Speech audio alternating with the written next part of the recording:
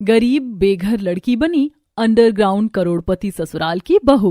सड़क के किनारे राजू अपनी माँ माधवी और बहन वर्षा के साथ एक फटी चादर पर फटी शॉल ओढ़े बैठा ठंड में कांप रहा है। राजू कांपते हुए कहता है, माँ, क्या हमें ठंड में रात को यहीं सोना पड़ेगा?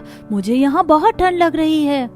राजू बेटा, अभी तू सो जा, मैं तुझे शॉल उड़ा देती हूँ।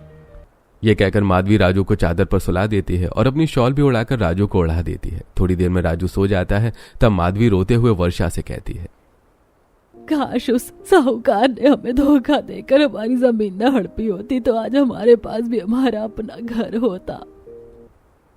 ऐसा कहकर माधवी अपनी पुरानी यादों में खो जाती है। माधवी का पति धर्मेश एक किसान था। गांव में उनका छोटा सा घर था।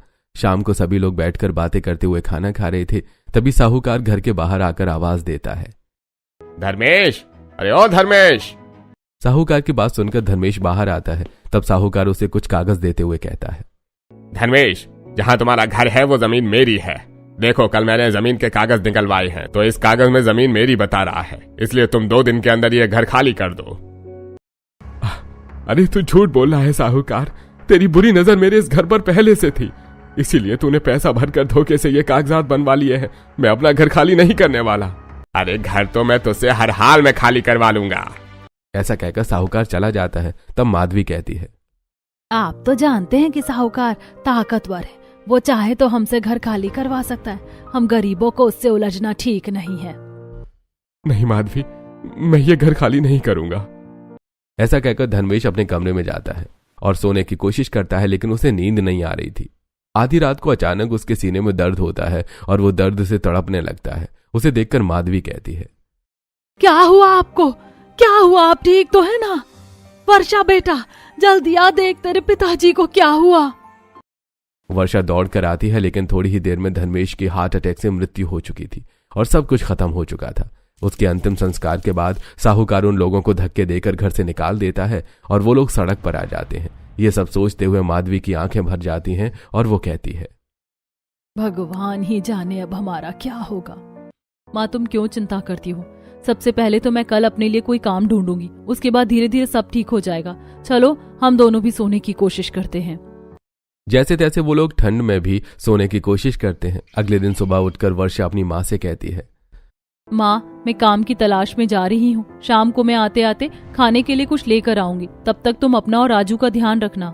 ऐसा कहकर वर्षा काम की तलाश में निकल जाती है। वो एक होटल में जाती है और होटल के मालिक से काम मांगती है, तो वो उसे बर्तन धोने और साफ सफाई का काम दे देता है। अब वर्षा होटल में पहले तो झाड़ू लगाकर पोछा लगाती है, उसके बाद होटल के सारे बर्तन धोती है और मालिक से 50 रुपए लेकर वहां से निकल जाती है। फिर वो 50 रुपए का नोट देखते हुए अपने आप से कहती है, इस 50 रुपए से मेरा भला क्या होने वाला है? ऐसा करती हूँ, इन 50 रुपए से मैं पानी की बोतल खरीद कर बस में बेचती हूँ, मुझे कुछ और पैसे मिल जाएंगे। यही सोचकर वो बस स्टॉप पर पहुंचती है और पानी की बोतल खरीदती है और फिर उसे बस में चढ़कर बेचती है। शाम हो चुकी थी। वर्षा ठंड से कांप रही थी, लेकिन फिर भी वो आज आवाज देकर बोतल बेचती है। ठंडी ठंडी पानी की बोतल ले लो, ठंडा ठंडा साफ ताजा पानी पी लो, बोतल का ताजा पानी पी लो। ए लड़की, जरा एक बोतल मुझे तो देना। जी आंटी।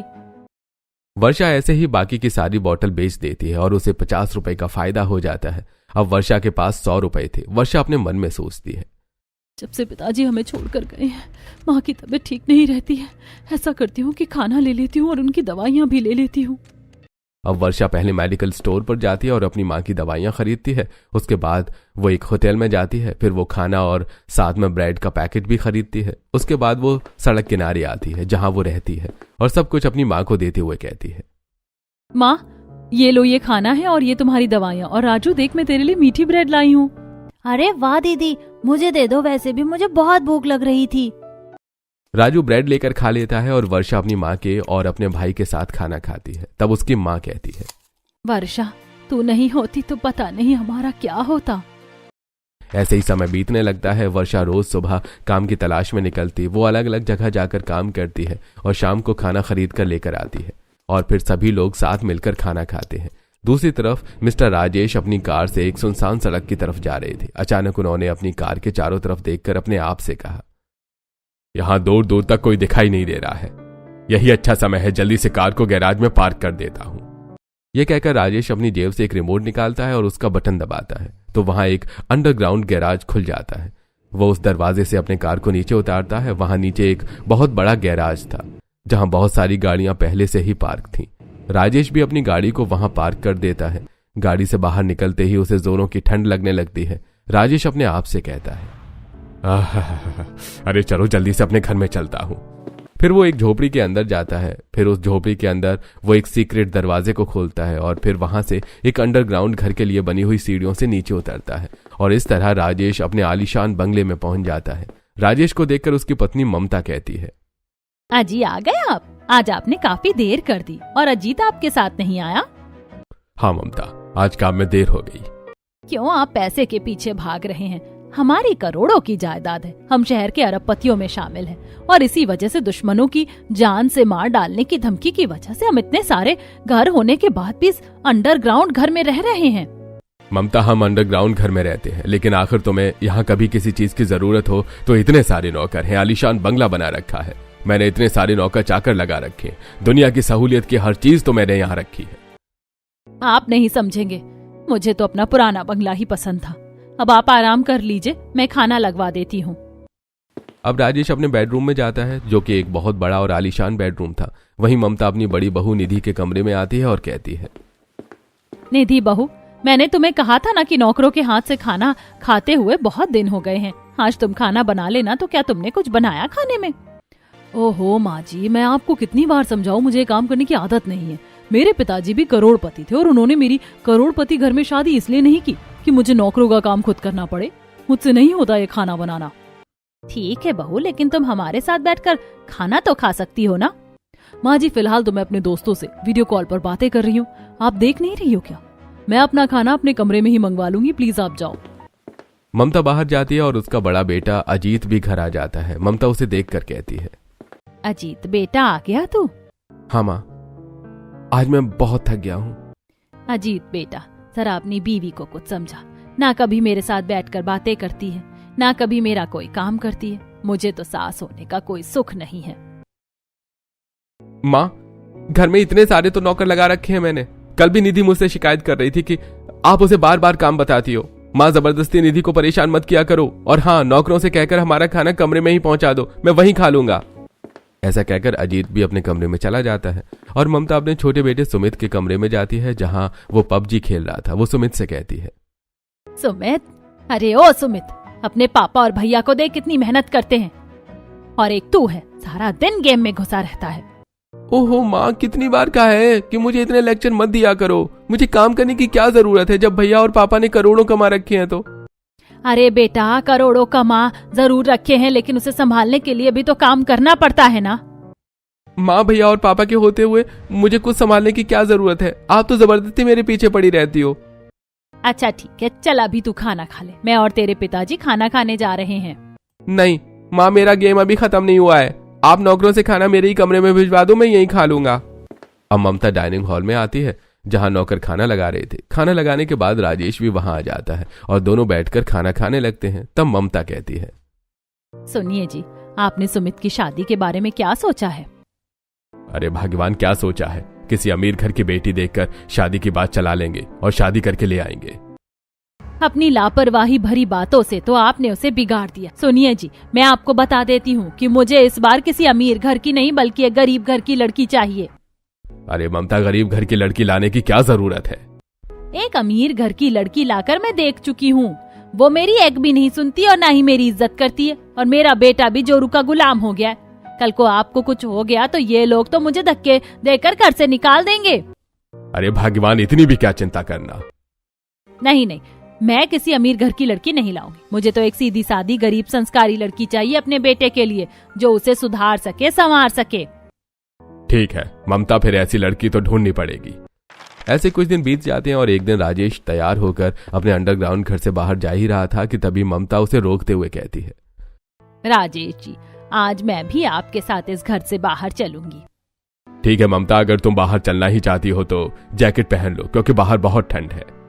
अब ममता जैकेट पहन लेती है और राजेश के साथ अंडरग्राउंड घर से बाहर आती है। वो अपने पार्किंग से कार निकालता है और दोनों मिलकर बाजार घूमने के लिए निकल पड़ते हैं। चलते चलते ममता को फूल बेचती हुई वर्षा दिखाई देती है। ममता फूल देखकर कहती है, देख रहे हो जी, वो लड़की कितने सुंदर सुंदर फूल बेच रही है। चलिए ना, हम अपने लिए भी फूल खरीदते हैं। ठीक है ममता, और उसे कुछ पैसे ज्यादा ही दे देना, क्योंकि देख रही हो ना उसके पास स्वेटर नहीं है। वो ठंड में किस तरह कमाकर फूल बेच रही है। हाँ जी, चलिए। अब राजेश गाड़ी पार्क करके ममता के साथ वर्षा के पास जाता है। तब ममता कहती है, बेटा जरा मुझे भी ये 10 रुपए के गुलाब के फूल और थोड़े से मोगरे के फूल देना। जी मैं अभी देती हूँ। अब वर्षा ममता को फूल देती है, ममता उसे पैसे देती है और राजेश और ममता कार में बैठकर वहां से चले जाते हैं। ममता मॉल जाकर अपनी कुछ शॉपिंग करती है। तब तक उसे भूख लग जाती है और वो एक रेस्टोरेंट में खाना खाने के लिए जाते हैं। तभी ममता देखती है कि फूल वाली लड़की वहां उस रेस्टोरेंट में पोछा लगा रही थी। तभी ममता उसके पास जाती है और कहती है, अरे बेटा, तुम तो सुबह फूल बेच रही थी ना, और अभी यहाँ पोछा लगा रही हो। हाँ आंटी जी, दरअसल हम बहुत गरीब हैं और मेरी माँ और मेरे छोटे भाई का खर्च मैं ही चलाती हूँ, इसीलिए मुझे अलग अलग काम करके रोज पैसे कमाना पड़ता है ताकि मैं सबको खाना खिला सकूं।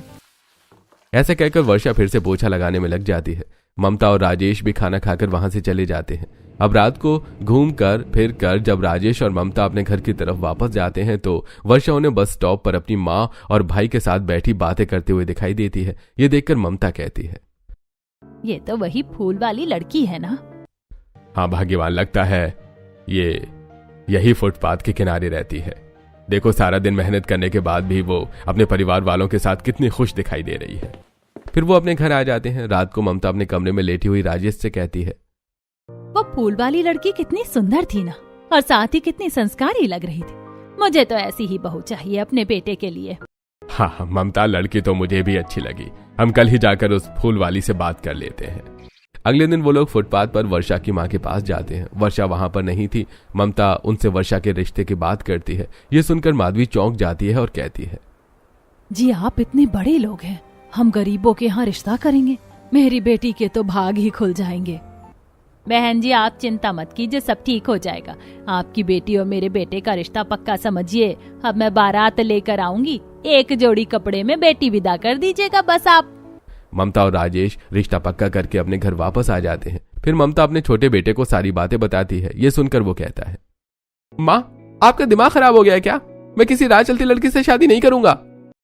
सुमित, तुम्हारी माँ का ही नहीं, ये मेरा भी आखिरी फैसला है कि तुम्हें शादी उसी से करनी पड़ेगी। अब सुमित प्रेशर में आकर शादी के लिए हाँ कह देता है। ऐसे ही एक हफ्ता बीत जाता है और सभी लोग अपनी कारों को सजाकर बारात लेकर वर्षा को लेने निकल जाते हैं। और इस तरह सुमित और वर्षा की एक मंदिर में शादी हो जाती है और वर्षा विदा होकर अपने ससुराल के लिए निकल जाती है। थोड़ी देर बाद वो लोग एक छोटे से घर के सामने पहुंचते हैं। तब ममता कहती है, बेटी यही तुम्हारा ससुराल है, चलो अंदर चलते हैं। छोटे से घर को देखकर वर्षा अपने मन में कहती है, छोटा सा घर, लेकिन माँ तो कह रही थी कि ये करोड़पति लोग हैं, तो फिर इतना छोटा घर कैसे? वर्षा ठंड की वजह से कांप रही थी। अब ममता अपनी सास के साथ अंदर जाती है और ममता उस छोटे से घर का अंडरग्राउंड सीक्रेट दरवाजा खोलती है और कहती है, आओ आओ वर्षा बहू, अंदर आओ। माँ जी इस दरवाजे के अंदर हमारा घर है? हाँ हाँ बेटा आओ, मैं तुम्हें सब बताऊंगी। अब पहले बाकी लोग घर के अंदर चले जाते हैं। फिर लास्ट में ममता और वर्षा सीढ़ियों से नीचे उतरते हैं। तब वर्षा देखती है कि सीढ़ियों के नीचे उतरकर अंदर एक बहुत आलीशान बंगला, हॉल में शानदार फर्नीचर लगे हुए हैं और आसपास ढेर सारे नौकर वर्षा के स्वागत के लिए फूल और आरती की थाली लेकर खड़े हुए हैं। फिर उसे महसूस होता है कि उसे अंदर ठंड बिल्कुल नहीं लग रही है। तभी नौकरानी उषा कहती है, आइए आइए बहुरानी, आपका हमारे घर में स्वागत है। ऐसा कहकर उषा वर्षा की आरती उतारती है। तभी वहां पास खड़ी वर्षा की जेठानी निधि कहती है, माँ जी आपने वर्षा को बता दिया है ना कि हम यहाँ अंडरग्राउंड घर में क्यों रहते हैं? निधि बहू अभी तो वो आई है, पहले उसे घर तो दिखाने दो, मैं उसे सब बता दूंगी, तुम चिंता मत करो। तभी सुमित मुंह बनाते हुए कहता है, ठीक है माँ, मैं अपने बेडरूम में जा रहा हूँ, वैसे भी मैं थक गया हूँ, मुझे आराम करना है। ऐसा कहकर सुमित अपने बेडरूम की तरफ चला जाता है। तब ममता उषा से कहती है, उषा, ममता बहू को जरा हमारा सारा घर तो घुमा दो, वो पहली बार आई है, पहले वो घर घूम ले, तब मैं उसे यहाँ रहने की वजह बताऊंगी। जी मैम साहब, मैं अभी घुमा देती हूँ। चलिए छोटी मैम साहब, मैं आपको घर की सैर करा दूं। उसके बाद घर के बाकी लोग भी अपने अपने बेडरूम में चले जाते हैं। तब उषा वर्षा को घर की सैर कराने ले जाती है। हॉल से निकलकर फिर वो एक बहुत बड़े हॉल में आते हैं। आइए छोटी मालकिन, ये देखिए घर का दूसरा हॉल है। कम से कम ऐसे 10 हॉल हैं इस घर में। यूज तो बस 1 ही 2 होते हैं, बाकी तो बस खाली ही पड़े रहते हैं। वर्षा अपनी नजर उठाकर चारों तरफ देखती है। हॉल में बड़े बड़े झूमर लगे थे, बहुत शानदार फर्नीचर लगा हुआ था। वो घूम घूम कर हॉल को देख रही थी और अपने मन में सोच रही थी, हे भगवान, इतने बड़े और शानदार हॉल तो मैंने अपनी जिंदगी में आज तक कभी नहीं देखे। कहाँ मैं एक फुटपाथ पर रहने वाली लड़की महलों की बहू बन गई हूँ, मुझे तो यकीन ही नहीं हो रहा है। तब उषा कहती है, आइए छोटी मालकिन, अब मैं आपको वार्डरोब रूम दिखाती हूँ। ऐसा कहकर उषा सामने एक बहुत बड़े कमरे में जाती है जहां बहुत सारे स्टैच्यू लगे हुए थे और उसमें बहुत सुंदर सुंदर ड्रेसेस टंगी हुई थी। साथ में वहां बहुत सारे कबर्ड भी बने हुए थे। उषा कबर्ड खोल कर देखती है तो उसमें बहुत महंगे और सुंदर कपड़े रखे हुए थे। ये देखकर वर्षा कहती है, इतना बड़ा स्टैच्यू रूम और इतने सारे कपड़े, ये कपड़ों का कोई शोरूम है क्या? ये सुनकर उषा हंसने लगती है और कहती है, अरे नहीं छोटी मालकिन, ये कोई शोरूम नहीं, बल्कि ये तो इस घर की औरतों का वार्डरोब रूम है। आइए अब मैं आपको सैंडल रूम और ज्वेलरी रूम भी दिखाती हूँ। क्या कहा आपने? सैंडल रूम और ज्वेलरी रूम? जी, मेकअप रूम और परफ्यूम रूम भी है, एक एक करके मैं आपको सब दिखाती हूँ। उसके बाद उषा उसे बहुत बड़े रूम में ले जाती है जहां पर बहुत सारी जूतियां और सैंडल शोकेस में लगी हुई थी। वर्षा ये सब देखकर हैरान थी। वो चारों तरफ घूम घूम कर सारे जूते और सैंडल्स को देख रही थी। उसके बाद उषा कहती है, चलिए अब मैं आपको ज्वेलरी रूम दिखाती हूँ। अब उषा वर्षा के साथ ज्वेलरी रूम में जाती है जहां सोने चांदी और हीरो की बहुत सारी ज्वेलरी शोकेस में लगी हुई थी। वर्षा घूम घूम कर वो सब कुछ देख रही थी और अपने आप से कह रही थी, इतनी सुंदर ज्वेलरी है यहाँ पर और इतनी सारी, मैंने तो इतनी सारी ज्वेलरी कभी नहीं देखी। वर्षा को सोच में गुम होता देखकर उषा कहती है, चलिए अब मैं आपको मेकअप रूम भी दिखा देती हूँ। अब उषा वर्षा को लेकर मेकअप रूम में जाती है जहां बड़े बड़े आईने लगे हुए थे और बहुत सारा मेकअप रखा हुआ था। वर्षा सभी मेकअप को हाथ से छू छू कर देखने लगती है और वो अपने चारों तरफ बड़े बड़े आईने और ब्रांडेड मेकअप देखकर कहती है, हे भगवान, इतना मेकअप तो किसी मेकअप वाली शॉप पर भी नहीं होगा जितना यहाँ रखा है। मेम साहब, ये तो कुछ भी नहीं है, ऐसे तो कई मेकअप रूम है इस अंडरग्राउंड घर में। आइए आपको परफ्यूम रूम में ले चलती हूँ। अब उषा उसे अगले रूम में ले जाती है जहां पर बहुत सारे परफ्यूम लगे हुए थे। ये देखकर वर्षा कहती है, बाप रे, ऐसा लग रहा है कि दुनिया भर से परफ्यूम लाकर इस रूम में रख दिया गया है। जी छोटी मालकिन, ऐसा ही है। ये अलग अलग ब्रांड के परफ्यूम है जो अलग अलग देशों से मंगा कर यूज करने के लिए यहाँ रखे गए। आइए मैं आपको गाड़ियों का शोरूम दिखाती हूँ। अब उषा से लेकर एक अंडरग्राउंड गैराज में जाती है जहां पर कम से कम 50 गाड़ियां खड़ी हुई थी। उसे दिखाते हुए उषा वर्षा से कहती है, देखिए ये सारी गाड़ियां हमारे मालिक की हैं। जिस गाड़ी को चलाने का मन करता है, मालिक और उनके दोनों बेटे वो गाड़ी लेकर जाते हैं। हे भगवान, लोगों के पास एक गाड़ी नहीं होती और मेरे ससुराल वालों के पास इतनी सारी गाड़ियां हैं। सचमुच मेरे ससुराल वाले तो अरबपति हैं। ऐसे ही और बहुत सारे रूम है, लेकिन अब रात बहुत हो चुकी है, मैं आपको फिर कभी दिखाऊंगी। चलिए बड़ी मालकिन इंतजार करती होंगी, हम चलते हैं। ऐसा कहकर उषा वर्षा को लेकर वापस हॉल में आ जाती है जहां पर राजेश और ममता बैठे उसका इंतजार कर रहे थे। वर्षा को देखकर राजेश कहता है, बेटा घूम आई तुम घर, कैसा लगा तुम्हें अपना अंडरग्राउंड ससुराल? बहुत सुंदर है पिताजी, किसी सपनों के महल जैसा। लेकिन एक बात समझ में नहीं आती कि आप लोग यहाँ क्यों रहते हैं? क्या हमारे पास ऊपर कोई घर नहीं है? ऐसी बात नहीं है बेटा, शहर में हमारे 8 घर हैं, लेकिन तुम तो जानती हो कि अमीरों को अंडरवर्ल्ड के लोगों से धमकी मिलती रहती है। तुम्हारे ससुर जी कभी ब्लैक का बिजनेस नहीं करते हैं, इसीलिए अंडरवर्ल्ड वाले उन्हें मार डालना चाहते हैं और इसी वजह से हम यहाँ अंडरग्राउंड हाउस में रहते हैं। इस घर का किसी को पता नहीं। तुम हमारी बहू हो, इसीलिए तुम्हें सब कुछ जानने का अधिकार है। जी माँ जी, मैं समझ सकती हूँ। मैं भी ये बात किसी को नहीं बताऊंगी। ठीक है बेटा, अब तुम अपने कमरे में जाकर आराम करो। अब वर्षा अपने कमरे में जाती है। कमरे में घुसते ही वर्षा हैरान रह जाती है क्योंकि कमरा बहुत बड़ा और बहुत आलीशान था। वो चारों तरफ आंखें घुमा घुमा कर देखने लगती है। तभी सुमित ये देखकर कहता है, आओ वर्षा, देखो सामने वार्डरूम है, वहां नाइट सूट रखे हैं, तुम चेंज करके सो जाना, मैं बहुत थक गया हूं, मैं सोने जा रहा हूं। अब सुमित लाइट बंद करता है और रजाई ओढ़कर सो जाता है। तब वर्षा अपने मन में कहती है, जिस बात का डर था वही हुआ। लगता है मैं सुमित जी की पसंद नहीं हूँ और ये शादी मेरे सास ससुर की मर्जी से हुई है। इसके बाद वार्डरूम खोलकर वर्षा नाइट सूट निकालती है और वॉशरूम में जाती है तो वो देखती है कि वॉशरूम बहुत बड़ा था। ये देखकर वर्षा बहुत हैरान होती है। फिर वो कपड़े चेंज करके बाहर आती है और सो जाती है। अगली सुबह वर्षा की नींद खुलती है तो वो अपने मन में सोचती है, हे भगवान, आज मेरा ससुराल में पहला दिन है, लेकिन मेरे पास तो पहनने के लिए कुछ भी नहीं है। तभी वर्षा की सास वहां आ जाती है और उसके पीछे 4 नौकर हाथों में बड़ी बड़ी थालियां और हैंगर लेकर खड़े होते हैं। वो अपने एक नौकर से कहती है, हरिया, लो इस हैंगर को यहीं रख दो। हरिया अंदर जाता है और हैंगर को बेड पर रख देता है। फिर ममता कहती है, अब इस हैंगर से कपड़ा हटा दो और तुम जाओ। हरिया हैंगर से कपड़ा उठाता है तो वर्षा देखती है कि उस हैंगर में सोने और चांदी की कढ़ाई की हुई बनारसी साड़ियां रखी थी। हरिया वहां से चला जाता है। तब अपने दूसरे नौकर से ममता कहती है, भोला, तुम दूसरी थाली लाकर यहाँ रख दो और उससे कपड़ा हटाकर जाओ। अब भोला दूसरी थाली लेकर अंदर जाता है और वहां रखकर कपड़ा हटाकर चला जाता है। वर्षा देखती है कि उस थाली में सोने और हीरे के गहने रखे हुए थे। कलुआ, अब तुम जाओ और यहाँ थाली रखकर कपड़ा हटाकर जाओ। अब कलुआ तीसरी थाली लेकर वहां जाता है और अंदर रख देता है और कपड़ा हटाकर चला जाता है। वर्षा देखती है कि उसमें बहुत खूबसूरत सैंडल्स रखी हुई थी। अब ममता चौथे नौकर रामू से कहती है, रामू, तुम भी अपनी थाली को यहाँ रख दो और कपड़ा हटाकर जाओ। रामू भी अपनी थाली वहां रख देता है और कपड़ा हटाकर वहां से चला जाता है। वर्षा देखती है कि उसमें मेकअप का बहुत सारा सामान रखा हुआ है। ममता कहती है, बहू, ये सब तुम्हारे लिए, तुम जल्दी से तैयार होकर बाहर आ जाओ। माँ जी, आपने एक फुटपाथ पर रहने वाली लड़की को इतने बड़े घर की बहू बना दिया। मैं तो सिर्फ साल में एक जोड़ी ही कपड़े पहनती थी। ये सब कुछ पहनने के बारे में तो मैंने जीवन में कभी सपने में भी नहीं सोचा था, और आपने मुझे इतना सब कुछ दे दिया। ऐसा कहते हुए वर्षा की आंखें भर आती हैं। तभी ममता उसे गले लगा लेती है। बेटा, तुम इन सब की हकदार हो।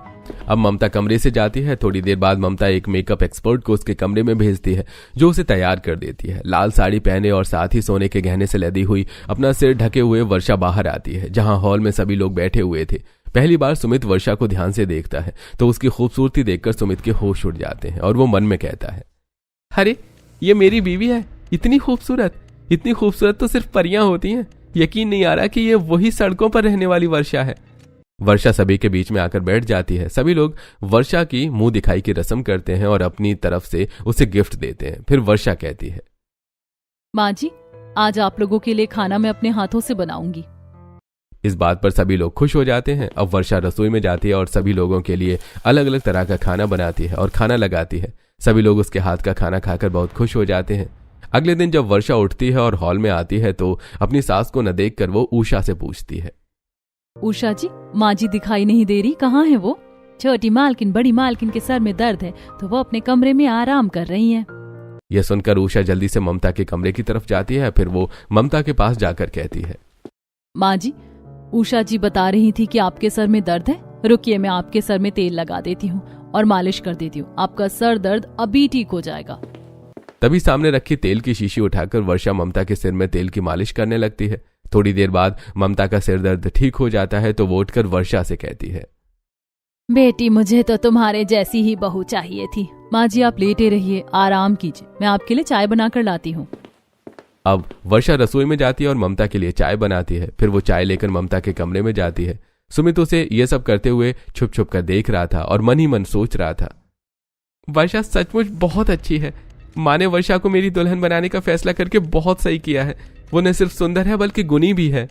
ऐसे ही एक हफ्ता बीत जाता है। वर्षा अपनी सास के साथ घर के बाकी सभी लोगों को बहुत ख्याल रखती थी। धीरे धीरे सुमित वर्षा को दिल से पसंद करने लगा था। एक दिन सुमित को जब पबजी खेलते देखकर वर्षा सुमित से कहती है, मुझे आपसे एक बात पूछनी है। हाँ वर्षा, पूछो, क्या बात है? अगर आपको ये पता चल जाए कि आपके जीवन के कुछ ही दिन आपके पास शेष बचे हैं, तब भी क्या आप इसी तरह पबजी खेलते रहेंगे? नहीं, बिल्कुल नहीं। लेकिन तुम ऐसा क्यों पूछ रही हो? क्योंकि दुनिया में सबसे ज्यादा कीमती वक्त है। अगर हम वक्त को ऐसे ही बर्बाद करते रहे तो एक दिन आएगा जब हमारे जीवन का अंत हो जाएगा और हमें इस बात का पछतावा रह जाएगा कि हमने अपने जीवन में कुछ भी अच्छा नहीं किया। वर्षा की बात से सुमित बहुत प्रभावित होता है और कहता है, तुम सही कह रही हो वर्षा। आज के बाद मैं पबजी भी नहीं खेलूंगा बल्कि पिताजी और भैया के साथ कामकाज में हाथ बटाऊंगा। उस दिन के बाद सुमित भी सुधर जाता है और बिजनेस में अपने पिता और भाई की मदद करने लगता है। थोड़े दिनों बाद सुमित और वर्षा माधवी और राजू को भी अपने घर ले आते हैं और सभी साथ मिलकर खुशी खुशी रहने लगते हैं।